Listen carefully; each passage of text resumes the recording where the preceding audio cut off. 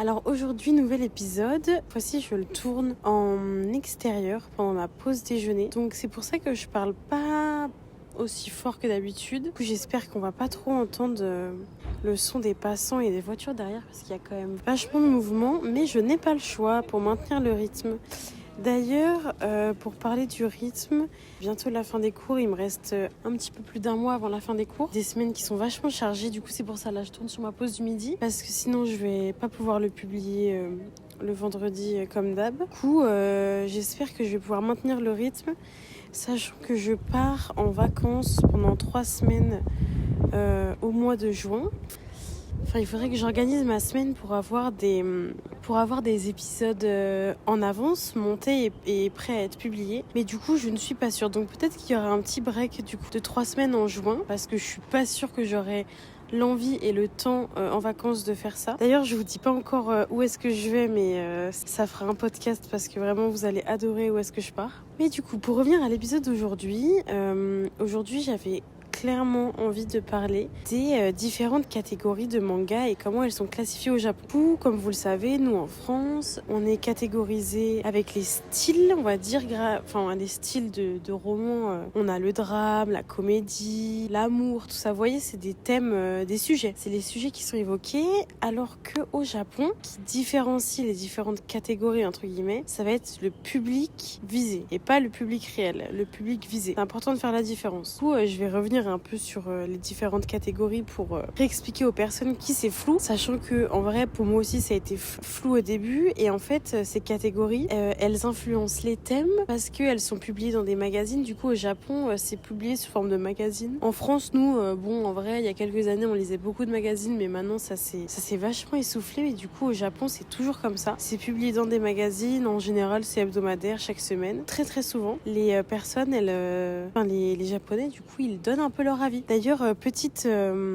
info assez sympa que j'ai apprise là récemment. Dans le manga Naruto, attention ça va être un peu du spoil pour ceux qui n'ont pas encore vu, je vais parler de l'arc Pain. Donc si vous l'avez vu, vous pouvez continuer d'écouter. Dans l'arc Pain, à un moment donné, Kakashi il affronte un des Pain et en fait il meurt au combat. Et en fait quand ça a été publié dans le Shonen Jump, les lecteurs ils ont tellement été énervés. Les Japonais ils étaient tellement déçus de perdre un personnage aussi important que lui, sachant qu'on avait quand même perdu Jiraiya quelques épisodes avant entre guillemets. Et du coup les personnes elles étaient tellement révoltées qu'en fait ils ont tous voulu décrocher en fait Naruto. Enfin si on a perdu Jiraiya, on a perdu Kakashi, l'arc des Pain, voilà, à quoi bon continuer. Que du coup on va dire qu'ils ont mis une petite pression à Kishimoto. C'est pour ça que il a fait aller Kakashi dans le monde des morts, où il a parlé avec son père, où lui il a pu guérir certaines choses durant ce moment-là, et que du coup avec le pouvoir de Nagato, où il a pu faire ressusciter toutes les personnes, dont Kakashi. Parce qu'en fait de base Kishimoto, celui qui a écrit Naruto, en fait il voulait que Kakashi meure, il voulait que ce soit son dernier combat, qu'il meure au combat, et que voilà, c'est la fin de Kakashi. On verra pas Kakashi et Obito, tout ça, on n'aurait pas vu Kakashi avec les deux Sharingan. Et du coup c'est pour ça, pour vous dire qu'en fait du coup que c'est pas pareil en France qu'au Japon, parce que c'est publié là-bas dans des magazines. Et en fait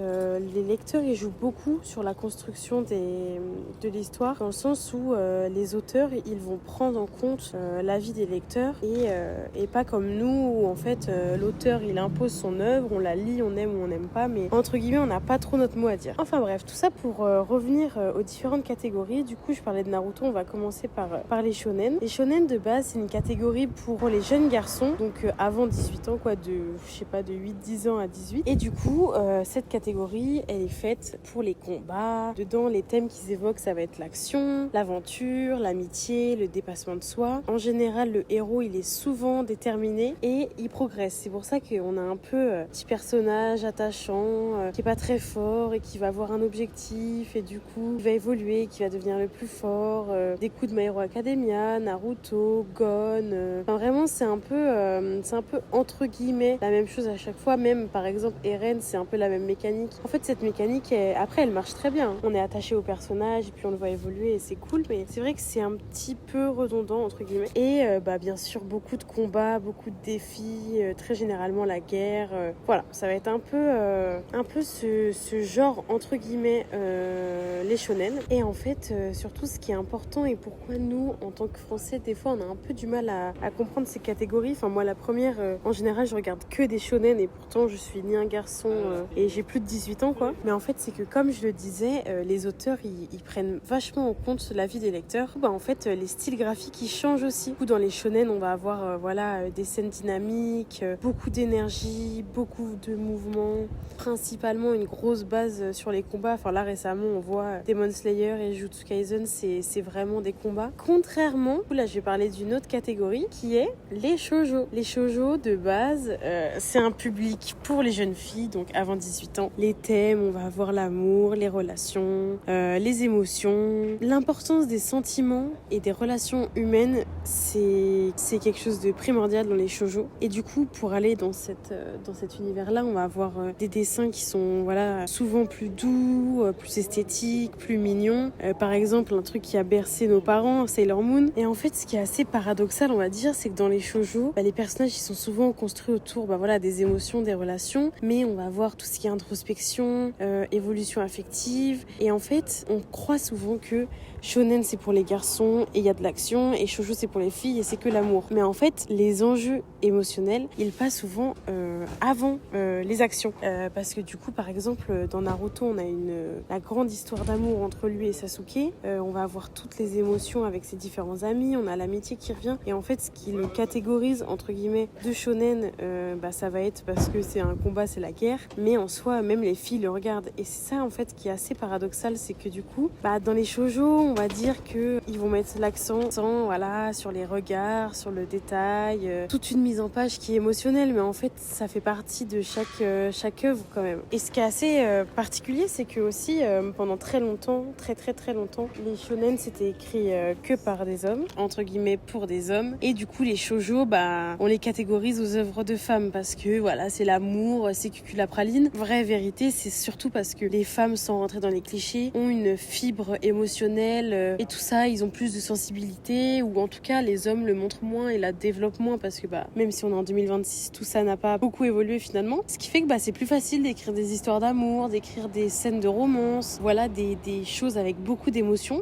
Avant, on va dire dans les années 1950-1960, c'était quand même des mangas masculins, on va dire, qui créaient les histoires pour les filles. Et du coup, c'était vraiment le cliché d'un shoujo, quoi. C'était vraiment les filles, l'amour, les hommes, rien de bien intéressant, entre très gros guillemets. Et en fait, quand est arrivé le groupe d'un collectif d'autrices japonaises dans les années 70, qui s'appelle le groupe de l'an 24. Et en fait, c'est elles qui ont instauré que dans les shoujo, il y avait quand même beaucoup plus de choses profondes, de choses qui étaient psychologiques et beaucoup plus innovantes. On a l'autrice Moto Hagio, je sais pas comment on dit, qui a beaucoup transformé le shoujo parce qu'elle a introduit des émotions très complexes à expliquer au lecteur, les drames psychologiques, elle a introduit aussi les thèmes sociaux, et en fait ces récits étaient beaucoup plus audacieux. Beaucoup de personnes ignorent que le shoujo moderne, il a été révolutionné par des femmes, et elles ont réussi à profondément changer la manière de raconter leurs histoires. Et ensuite, on va introduire une nouvelle catégorie qui est le seinen. Je sais pas si je le dis bien, mais du coup ça c'est entre guillemets pour des publics d'hommes qui sont adultes, donc là plus de 18 ans, et en fait on dit que c'est pour des hommes qui sont plus adultes entre guillemets parce qu'on va avoir des thèmes qui sont plus réalistes, plus violents, psychologiques, mais c'est surtout que ça va être des histoires qui sont complexes, sombres et philosophiques. Meilleur exemple c'est Tokyo Ghoul ou Berserk. On va avoir des scènes d'action, mais qui sont quand même moins centrées sur le combat. Sauf qu'en fait, on pense souvent que les seinen, c'est plus violent. Mais en vrai, c'est pas que ça. C'est surtout que... Parce que souvent, on pense que les seinen, c'est simplement plus glauque, plus sanglant, trash, mais pas totalement. En fait, c'est surtout que si on reste dans la base de volonté de cibler le lecteur, en fait, on va avoir des choses qui sont plus politiques, psychologiques. On va avoir de la morale, de la philosophie. Mais en fait, c'est assez particulier parce qu'on a tout ça, entre guillemets, dans Naruto, par exemple. Mais c'est juste que En fait, c'est surtout que les seinen, ils permettent des récits qui sont plus dans la nuance, on va dire. Ce qui fait qu'ils vont être plus ambigus et en fait, le héros, il va pas toujours être parfait, ni il aura pas une morale claire. C'est juste que c'est plus complexe et plus réaliste. C'est pour ça que je voulais parler de ça parce qu'en fait, déjà, je voulais faire une bonne partie sur l'explication, sachant qu'il en reste un, on va dire. Mais en fait, là, du coup, avec les seinen, en fait, on a le meilleur exemple parce que certes, Tokyo Ghoul, par exemple, ou Berserk, ça va être beaucoup plus dur à lire, ça va être plus prenant dans ce qu'il raconte, mais d'un autre côté, on n'est pas dans les clichés où Naruto c'est du combat, One Piece c'est de l'aventure et Tokyo Ghoul et Berserk c'est du meurtre. Enfin en fait ça va beaucoup plus loin de ça. Et en fait c'est qu'à la base tout ça a été créé en fait pour que les maisons d'édition elles cèdent dans les ventes entre guillemets, elles sachent que Naruto on va faire des dessins un petit peu plus simples, on va faire un personnage, on va faire le héros très attachant avec une histoire d'amitié, de c'est mon meilleur ami, avec un professeur, ils sont à l'école, tout ça commence très jeune, vous voyez, pour qu'en fait on se dise on essayait d'attraper le maximum de personnes qui ont moins de 18 ans, de garçons entre guillemets qui ont moins de 18 ans, mais on n'est pas fermé. Et contrairement à par exemple, dans Naruto, ce qui est aussi hyper différent, ce qui est hyper bizarre, c'est que dans Naruto, moi je sais que quand j'ai regardé Naruto, des fois je me suis dit quand même, on y voit du meurtre, il perd ses amis, mort au combat, l'histoire de dévotion et de bravoure, du risque de perdre sa vie. Pareil dans Hunter x Hunter, on a quand même Hisoka qui est un peu pédophile, on a la brigade fantôme qui est là et qui fait que des meurtres. C'est pour ça qu'en fait je trouve ça hyper bizarre en 2026 continuer d'utiliser ça parce que on évoque aussi des sujets qui sont très psychologiques et très prenants et très adultes. En fait ça va être surtout ça, mais c'est important quand même, c'est la tradition là-bas, c'est la tradition. Pas une tradition mais c'est comme ça que ça a évolué et c'est pour ça que en fait les catégories, moi je trouve qu'elles sont assez difficiles à cerner entre guillemets. Mais bon, je pense que vous allez bien pouvoir comprendre avec la différence entre Berserk et One Piece par exemple. Et ensuite on va rentrer dans la dernière catégorie qui va être le Joisei. Alors je ne sais pas du tout si je le prononce bien, mais du coup lui ça va être pour les femmes adultes. Donc les thèmes ça va être vie quotidienne, amour, travail, et en fait ça va être juste être plus mature que le shoujo. C'est un peu la même mécanique. Donc par exemple on va voir Nana, mais en fait c'est que c'est hyper compliqué de pas confondre la catégorie et les genres, parce que du coup un shonen ça peut clairement être un manga de sport ou de fantasy, comme un shoujo peut aussi contenir de l'action. Donc ça va vraiment être les cibles marketing et c'est pas des règles strictes. Et en fait ces catégories, j'évoque pas trop le dernier parce que j'ai pas trop d'exemples et puis c'est pas du tout ce que je lis. Donc je vous ai juste fait en gros les résumés, mais en fait ce qu'il faut comprendre c'est que du coup ces catégories elles reflètent la société japonaise.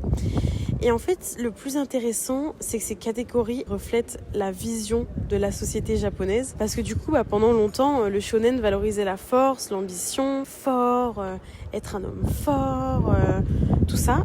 Et le shoujo, lui, il mettait en avant la sensibilité, les relations, les émotions. Et en fait, ça montre à quel point ça sépare les rôles en fait masculins et féminins. Et je parlais que c'était des catégories qui reflétaient la société japonaise, mais on est pareil en France, soyons clairs. On a pareil dans les romans d'amour, la romance, ça va être pour les filles, et les romans un peu thriller, psychologique, ça va être pour les garçons. Sauf qu'en fait, aujourd'hui, ces frontières, elles deviennent floues. Moi, par exemple, je sais, j'évoque beaucoup Naruto, mais en fait, c'est parce que je suis fan. Et du coup, dans Naruto, les femmes, elles sont vulgaires avec des énormes formes. L'exemple Sakura qu'ils ont tué dans l'animé, mais elle est amoureuse de Sasuke. C'est ça son but dans la vie. Elle se bat avec Ino pour avoir Sasuke. Vraiment, ça y est, on est en 2026. Même si je sais, ça a été écrit il y a longtemps. C'est normal. Heureusement, on a évolué. Mais on est dans la catégorie bagarre baston, et donc les femmes, elles nous soignent. Elles sont juste amoureuses. Elles sont futiles, quoi. En fait, elles servent juste à valoriser et aider les hommes, et en fait elles-mêmes en tant que personnes, je suis pas en train de dire qu'elles ont pas de valeur, mais quand t'as un personnage féminin qui est amoureuse d'un mec qui s'en fout d'elle pendant 500 épisodes, tu te dis quelle pauvre femme, quoi. Et en fait on voit la différence parce que dans Jujutsu Kaisen, on a des bons développements de personnages féminins. Par exemple Maki, un des meilleurs personnages féminins que j'ai lu encore et toujours, je précise, dans ma vision de ce que j'ai lu ou vu. Mais Maki, elle est très forte, elle n'est pas vulgaire, elle n'est pas là pour les hommes, même elle en parle jamais, elle est hyper intelligente, mais on n'est pas dans le cliché de Tenten. Parce que par exemple, Tenten, beaucoup disent que c'est un personnage qui a été vraiment bien développé. Moi, à mon sens, ils ont juste fait encore un autre cliché. C'est un garçon manqué. Elle est amoureuse des armes et en fait, vu qu'elle est pas amoureuse des garçons, en fait, elle veut ressembler aux garçons. Donc, qu'est-ce qui l'intéresse? Les armes, la baston, le combat. Enfin, vous voyez, on est dans des clichés. Alors que Maki, là, c'est pas pareil. C'est elle a travaillé. Ou pareil, Nobara, meilleur exemple. Elle aime un peu le shopping. Enfin voilà, après, c'est pas parce que t'aimes le shopping que t'es forcément mal développé dans un personnage. C'est pas du tout ce que je suis en train de dire. Mais voilà, elle aime un peu le shopping, mais pourtant, elle est très forte, elle a ses techniques.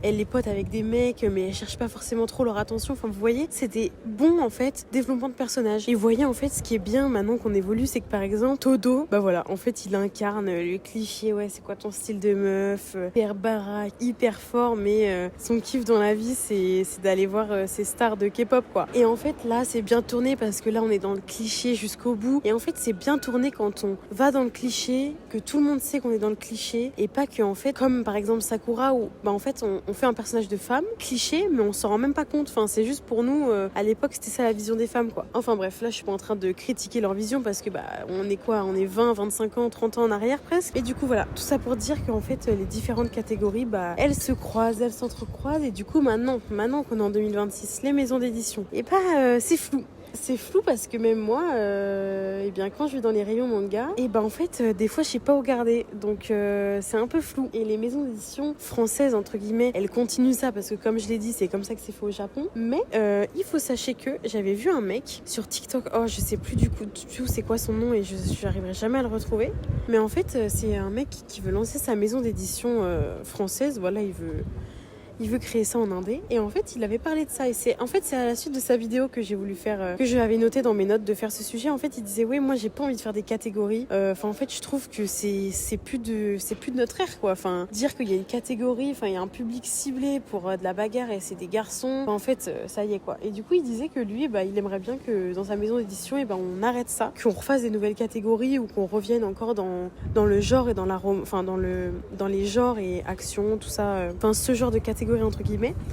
Et parce que c'est vrai que même moi, du coup, pour ceux qui le savent pas, en ce moment, j'écris un manga. Et en fait, dans mes commentaires, on m'a dit, ouais, est-ce que c'est un shonen? Et je savais pas quoi répondre parce qu'en soi, non, ce serait plus un seinen, étant donné que je suis beaucoup plus dans la psychologie et dans les meurtres et tout ça. Mais en fait, d'un autre côté, je dis seinen, mais je dis pas josei parce qu'en fait, j'ai pas envie qu'on pense que c'est un truc de meuf, d'histoire, de romance. Enfin, pas du tout. Il y a aucune histoire d'amour il y a pas d'histoire d'amour dans ce que j'écris.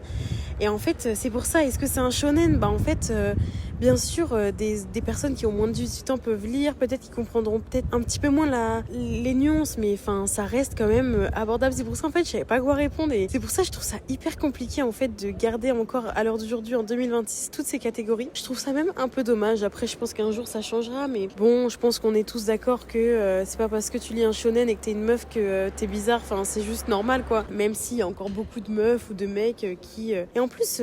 beaucoup de mecs qui veulent pas lire de la romance. Et en plus, ça me fait rire parce que j'avais vu un TikTok d'une personne pareille, je me rappelle plus c'est qui et je pourrais pas vous le retrouver, mais qui disait, ouais, les gars, branchez-vous romance. Parce que vraiment, c'est trop bien. Et dans les commentaires, il y avait tous les machos qui disaient, ouais, la romance, c'est pas pour les mecs. Et vraiment, les hommes en 2026, quoi.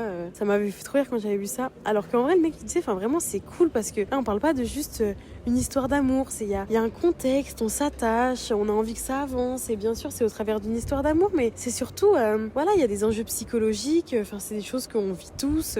Et du coup, j'avais trouvé ça marrant et j'avais trouvé ça bien qu'ils disent ça. Mais bon, ça m'avait un peu déçu tous les commentaires. Déçu, je sais pas, mais parce que bon, est-ce que ça m'a étonnée? Non, mais voilà, j'étais en mode bon, ça a pas encore changé. Et du coup, voilà, je pense que c'est tout. J'ai évoqué les différents sujets. C'était vraiment juste un sujet pour un peu apporter voilà mon avis, un peu d'explication parce que je sais qu'on m'a déjà demandé c'était quoi la différente catégorie. Du coup, je pourrais renvoyer vers ce podcast. Déjà, l'épisode 6, comme je vous l'ai dit, il y aura peut-être un break qui va bientôt arriver. Mais de toute façon, je vous tiendrai au courant de tout ça. N'hésitez pas à liker, à commenter, à me suivre. Si vous voulez plus de contenu, vous pouvez me suivre sur les réseaux. Je suis super active sur TikTok. Même des fois, je fais des lives. Mais sinon, même sur Insta, je poste des petites stories et tout. Donc, je vous remercie pour votre écoute. Aussi, n'hésitez inquiétez pas si j'ai dit un peu des bêtises, si des fois il y a des choses qui étaient fausses. Je prends toute critique, hein. De toute façon, moi j'ai dit ça, je me suis renseignée, mais bien sûr, ça fait tellement longtemps que ça existe et ça fait tellement, il y a tellement d'articles que ça se trouve j'ai lu des choses qui étaient fausses ou quoi. Donc normalement toutes mes sources, elles sont sûres. Je vais pas citer mes sources parce que je fais pas un exposé, mais voilà. J'espère que ça vous a plu. Dites-moi si vous avez été intéressé en fait que je vous explique un peu un sujet et qu'on en discute un petit peu. Donc voilà. Et je vous remercie de m'avoir écouté. Bisous.